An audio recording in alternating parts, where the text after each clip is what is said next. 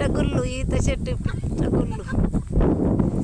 మా అత్త మాకు ఒక అత్త ఉంది. మా అత్త తెలుసా మీకు? చూపెట్టండి ఎవరికన్నా. మా అత్త తెలుసా మీకు ఎవరికన్నా? మా అత్త ఉంది ఇక్కడ నాకు.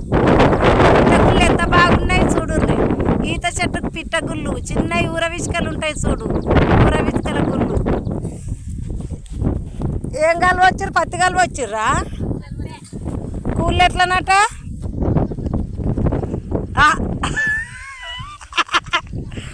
ఇక 400 అట కూళ్ళు.